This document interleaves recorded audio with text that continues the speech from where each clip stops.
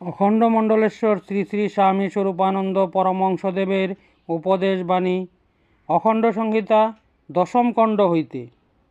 নারীকে যেখানে পূজা করা হয় দেবতারা সেখানে আনন্দিত হন। শাস্ত্রে একতা আছে।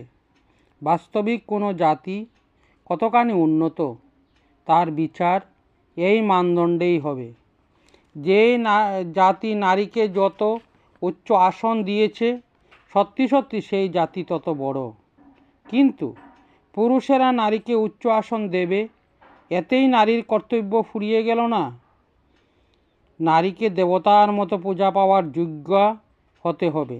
নিষ্কাম ও নিঃস্বার্থ সেবা দিয়ে, নিষ্পাপ নির্লালস সঙ্গ দিয়ে, নির্দোষ নিষ্কলঙ্ক শিক্ষা দিয়ে পুরুষ জাতিকে গড়ে তুলবার দায়িত্ব নারীকে নিজের স্কন্ধে তুলে নিতে হবে।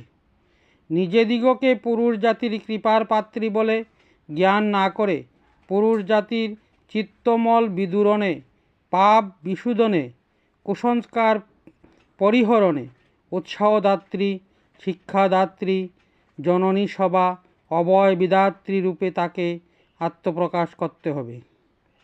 কিন্তু তার এই অধ্যবসায়ের গোড়া, তার এই প্রয়াসের পুঁজি হবে তার ঈশ্বরনিষ্ঠা।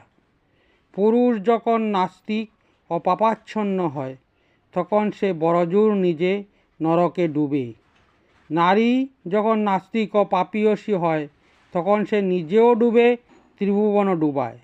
এজন্য তোমাদের জীবনকে সতীত্বে, সচ্চরিত্রতায়, ভগবত বিশ্বাসে সমুজ্জ্বল করে তুলতে হবে।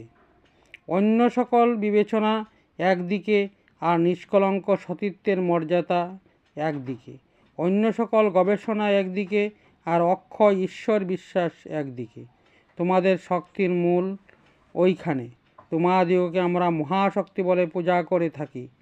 কি কুমারী, কি সদবা, কি তপস্বিনী, তোমাদের ত্রিবিধ মূর্তিতেই আমরা তোমাদের অর্চনা করি। কেন করি? যেহেতু তোমরা যদি সতীত্বে আর সাধনায় একাত্মভাবে নিষ্ঠাপরায়ণা হও, তাহলে একজন নারী শতজন পুরুষের সমান কাজ সমাজের হিতকল্পে করতে পারবে। নারীর সতীত্ব জাতির অমূল্য সম্পদ। নারীর ভগবত বিশ্বাস জাতির মঙ্গল ভাণ্ডার।